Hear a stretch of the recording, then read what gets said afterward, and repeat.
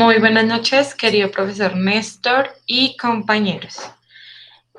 Nosotros somos el grupo número 6 y nos correspondió el capítulo 6, el cuarto de hora fallido de las regalías.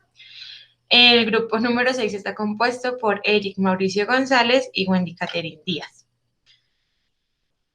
Empezando este capítulo, nos encontramos con la bonanza petrolera y minera. En este momento se da una bonanza petrolera nunca antes vista, con una producción récord en el país y con los precios mundiales por encima de los $100 por barril. La minería también estaba en auge y para garantizarlo, el gobierno hizo una reforma a las regalías que prometía dos cosas. La primera cosa que prometía era invertir en los proyectos estratégicos y la segunda cosa, distribuir los recursos de manera que se beneficiaran todas las regiones. Sin embargo, 7 años después de haber sido aprobada la reforma y tras una profunda evaluación, la Contraloría General de la República concluyó que el sistema general de regalías no obtuvo los resultados esperados. Los recursos se atomizaron y no hay proyectos estratégicos y mucho menos de impacto regional. El contralor Edgardo Maya pidió una reforma de fondo. En el año 2010, el gobierno del presidente Juan Manuel Santos, recién posesionado, anunció una ambiciosa reforma que permitiría el desarrollo y progreso de muchos municipios colombianos y contribuiría a disminuir la pobreza y la inequidad. Se trataba de una reforma radical al régimen de regalías.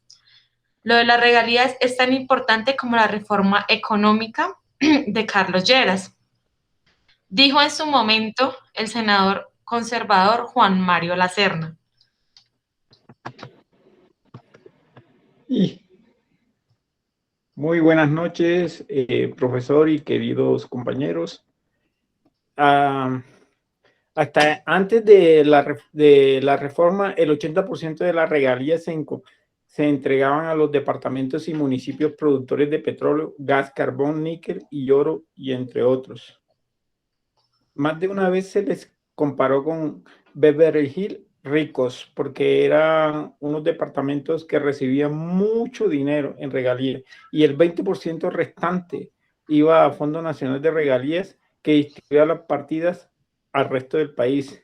Entre 1994 y 2009, las regiones productoras recibieron regalías por 42.2 billones de pesos, casi 3 veces lo que cuesta construir hoy la primera línea del metro de Bogotá.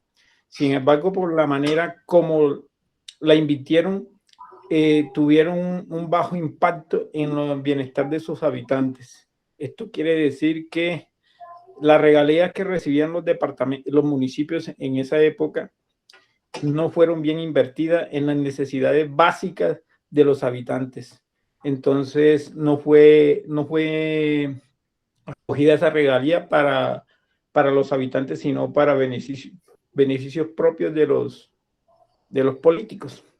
Precisamente por esa especie de despifarro y con el auge en la producción de materia prima y el aumento de los precios del petróleo, el barril de crudo llegó a estar por encima de los $100. El gobierno decidió que era conveniente que esta bonanza beneficiara a todo el país y no a unos pocos. Las reformas entonces estableció que las regalías provenientes de la explotación minera petrolera deberían repartirse en los 32 departamentos y Bogotá, y en los más de 1.000 municipios del país, y no solamente en las regiones petroleras o productoras de petróleo, níquel, oro, o toda la producción de minas y de productos naturales agotables, ¿no?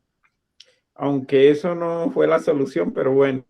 El proyecto fue radicado por los entonces ministros de Minas y Energía, Carlos Rodado Noriega y Juan Camilo Echeverría, quienes anunciaron la creación del Sistema General de Regalías, SGR.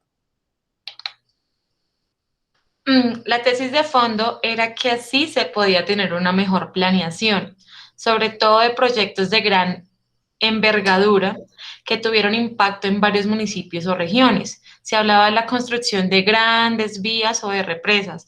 Por ejemplo, el otro punto clave era que con esta nueva distribución se podían hacer mayores inversiones en regiones deprimidas que no cuentan con recursos no renovables, lo cual ayudaría a cerrar la brecha entre departamentos ricos como Antioquia y pobres como Chocó. Las protestas en las zonas petroleras y mineras no se hicieron esperar, obviamente, ¿no?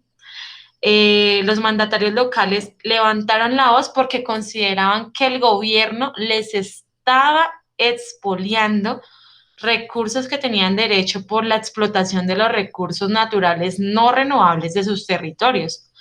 El gobierno salió a contrarrestar los ataques y muy pronto comenzó a acuñarse una frase que pronunció el entonces ministro de Hacienda, Juan Carlos Echeverri, quien dijo que la reforma buscaba que la mermelada se repartiera en toda la tostada.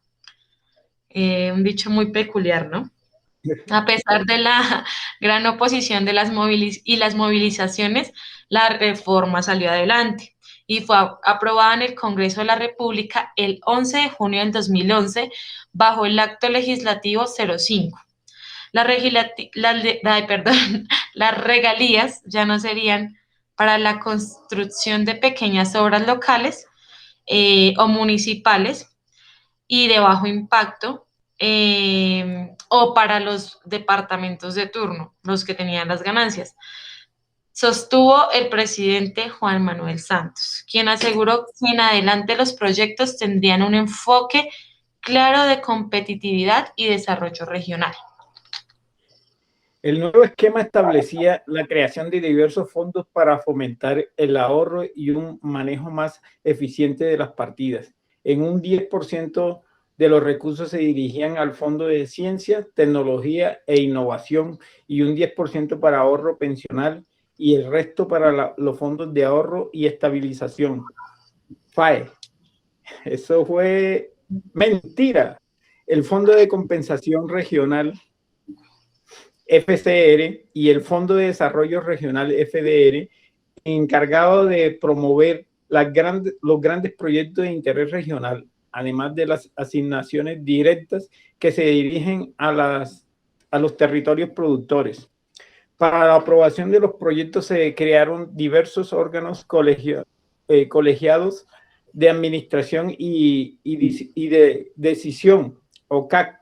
Entre ellos, 6 regionales formaron a partir de la agrupación de los departamentos en el mismo número de regiones: Caribe, Centro, Oriente, Eje Cafetero, Llanos, Pacífico y Centro-Sur.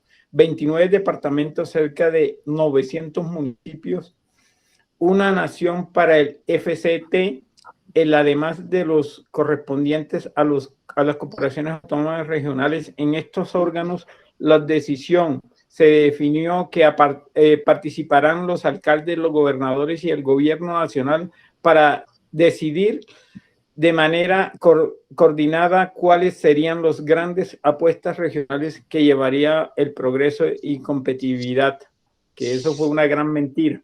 Además, para dar un apoyo técnico a las regiones y contribuir al fortalecimiento de las áreas de planeación asignadas, se asignaron algunas partidas de funcionamiento. Ay, Dios. ¿Dónde están los proyectos estratégicos? Con todo este blindaje de normas, se esperaba que no se repitieran los errores del pasado y que esta vez los recursos sí se invirtieran bien.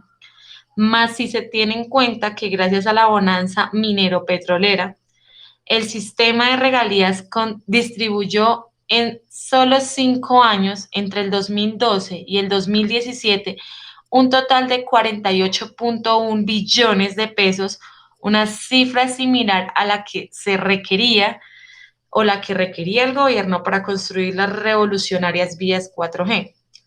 Sin embargo, lo que prometía ser la panacea, o sea, nos íbamos a jactar en dinero con las distribuciones apropiadas, se convirtió en una gran desilusión. Así lo dejó al descubierto la Contraloría General de la República desde dos perspectivas, desde lo micro y lo macro. Por lo micro, se realizó decenas de auditorías a las regalías. Nos indica el mismo libro que nos devolvamos al capítulo de Manada de Elefantes Blancos. Y desde lo macro, para lo cual se hizo una profunda evaluación al funcionamiento de las regalías, del sistema de regalías. En esta evaluación macro, la Contraloría demostró que no se han hecho grandes proyectos regionales y por el contrario, los recursos de las regalías se han dispersado o atomizado, se pulverizaron, básicamente, en miles de pequeñas obras. En los últimos 6 años se han aprobado 12.420 proyectos a los que se les han destinado 30.5 billones de pesos del Sistema General de Regalías, según las cifras del DNP y el ministro de Hacienda. Si bien el gobierno sostiene que gran parte de estos recursos se han ido a la construcción de vías y educación, a fomentar la ciencia y la tecnología, lo cierto es que millonarias partidas se han dilapidado. Muchos municipios y departamentos no han privilegiado la atención de los servicios básicos que demandan sus habitantes, tales como acueducto, alcantarillado, vías terciarias, para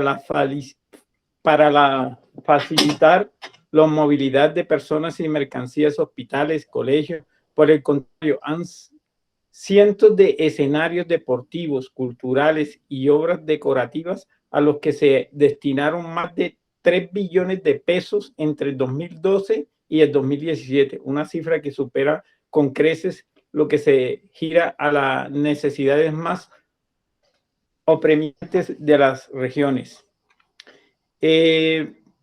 Esto quiere decir que esta ley y estas regalías que el gobierno ha generado para todos los municipios, entre comillas, de Colombia, no han sido llegados a ellos, se han quedado en el camino.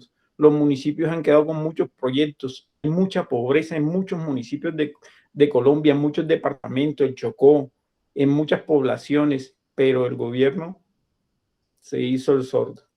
En el ánimo de repartir la mermelada en toda la tostada, se le dieron a 667 municipios, el 64% de los municipios del país, partidas de entre 1.000 millones y 5.000 millones de pesos a cada uno, y a 102 municipios más casi el por ciento de los municipios le dieron de 500 millones de pesos, lo cual equivale a menos de 100 millones de pesos anuales. Eso es una cifra absurda. En promedio, estas cifras a todas luces significantes a la hora de hacer un proyecto estratégico.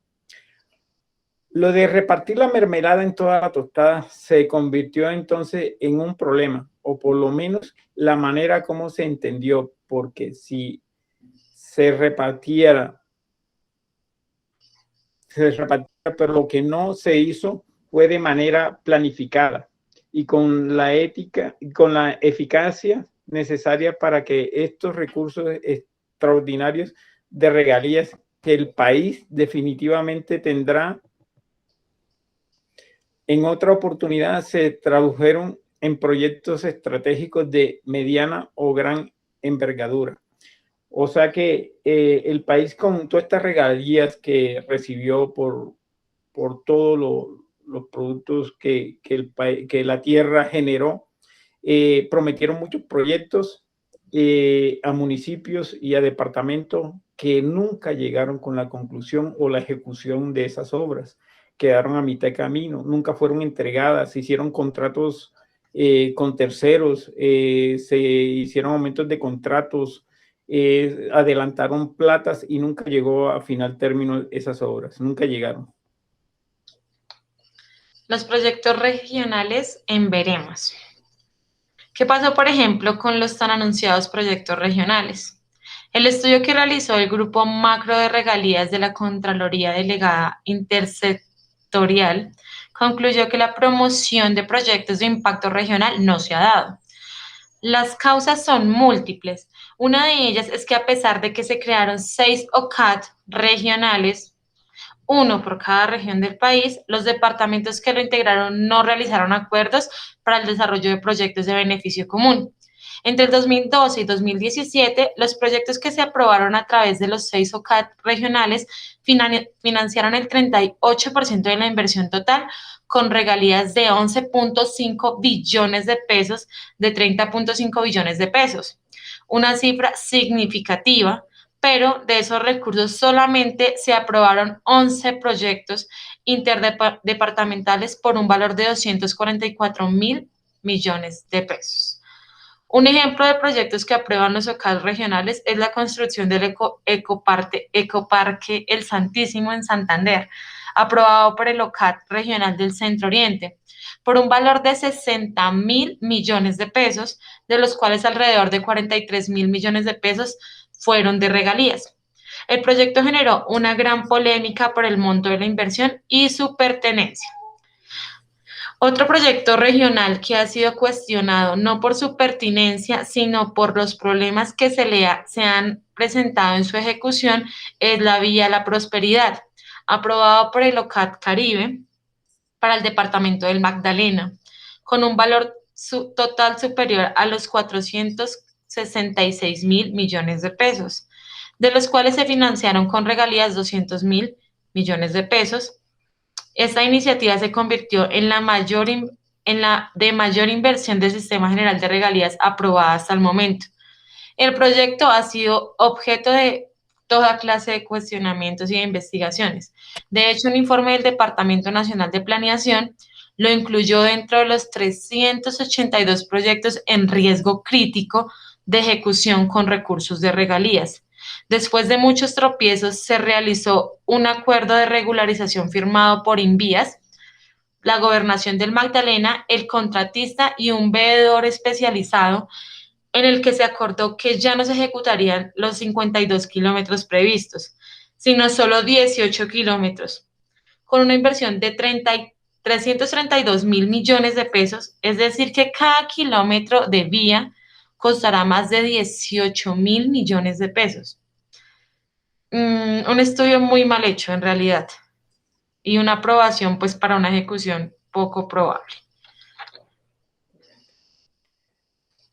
Otro proyecto que también ha presentado problemas de planeación es la construcción del nuevo terminal de pasajeros de Tunja por un valor de 46.382.000 millones de pesos que fueron aprobados por el OCAC Centro Oriente, y sigue la aprobación de proyectos sin impacto regional. Ese es el caso de la construcción de un tanque de almacenamiento de agua en Sincelejo por 16.215 millones de pesos. El objetivo era que la capital de Sucre contara con agua potable las 24 horas del día. El proyecto debía estar terminado en el 2015, pero aún no ha concluido. Los elefantes blancos, los proyectos sin terminar. El OCAC Regional Pacífico aprobó la adquisición de predios, los estudios y diseños para la construcción de las instalaciones deportivas para los 22 Juegos Nacionales por un valor de 11.222.000 millones de pesos. El proyecto terminó en un fracaso total, sin infraestructura ni juegos nacionales, y a que los predios no tenían acceso a servicios públicos ni contaban con los requisitos necesarios para el desarrollo de esta clase de infraestructura. Tremendo proyecto, tremenda ambición a un departamento como el Chocó, sin agua potable, sin servicios básicos, sin hospitales, sin colegios, sin universidades, y tremendo proyecto. Por eso hoy solo se ven terrenos sin que hayan puesto un solo ladrillo. Se quedaron en el aire el estudio de atletismo, el complejo de piscinas, el Coliseo Menor, el Coliseo Mayor, el estadio de fútbol y entre otras obras. Este caso fue dramático que llevó a la Contraloría a revisar el valor de los recursos que se destinaban a elaboración de diseños y estudios. El organismo encontró que se habían destinado 260.000 millones de pesos aprobados para la OCAT regional para 112 proyectos, pero solo 13 de ellos pasaron a fase de ejecución. Entonces seguimos perdiendo plata. La plata de las regalías en los bancos. ¿Por qué se presentan estas y muchas otras irregularidades con los proyectos regionales? La Contraloría detectó que una de las razones es que el Sistema General de Regalías quedó una concepción muy precaria del significado de impacto regional y ausencia de visión estratégica. Para la Contraloría, los departamentos como principales beneficiarios de las regalías reciben más del 70% de los recursos. Están perdiendo una valiosa oportunidad de ejercer un mayor liderazgo en el desarrollo regional a favor de pequeños proyectos de alcance local. Asimismo, señala que tal como quedó diseñado el Sistema General de Regalías, en la práctica lo que hizo fue entregarle una chequera al Banco de las Regiones. Pues este sistema no está basado en incentivos, metas ni resultados que se puedan verificar y tampoco prevé sanciones efectivas para los que no los cumplan. Por eso no es de extrañar que se hayan perdido tantos recursos y que los culpables no hayan respondido. Maya Villazón dice que se ha impuesto una visión cortoplacista de muchos gobernantes. Los 30.5 billones de pesos de regalías han terminado en 12.000 proyectos, lo que da un promedio de 2.5 millones de pesos por cada proyecto. Y eso es muy grave. En vez de priorizar la inversión de esos recursos, se han atomizado. Gracias al análisis macro, también la Contraloría pudo comprobar que a diciembre del 2017 había excedentes de regalías sin ejecutar por 13.5 billones de pesos, de los cuales alrededor de 4.5 billones de pesos estaban en cuentas bancarias manejadas por entidades territoriales. Eso significa que a la inversión total asignada de 33 billones de pesos, los saldos sin ejecutar eran de cerca de 40%, lo cual resulta inaceptable en un país tan lleno de necesidades insatisfechas y evidencias que algo no funciona bien en el diseño que se hizo del sistema de regalías. El fondo que nos iba a hacer más sabios cuando se creó el Sistema General de Regalías y se diseñó y se destinó el 10% de los recursos al Fondo de Ciencia, Tecnología e Innovación, el gobierno prometió que por fin el país iba a tratar de superar el gran rezago que tenía en este frente, donde otras naciones le llevan una gran delantera. En Brasil, la inversión en el sector es del 1.2 del PIB. En naciones de la ODE es del 3%, mientras que en Colombia los recursos para ciencia, tecnología e innovación son apenas del 0.6 del PIB. Los recursos de dicho fondo sumaban 3.8 billones a diciembre de 2016 y presentaban cerca de la tercera parte de la inversión total que se realiza al país en el desarrollo de ciencia y tecnología. Así lo evidenció el Contralor Maya al hacer un diagnóstico de estos recursos durante una presentación en la Universidad Nacional con motivo de los 150 años de creación de esta alma mater.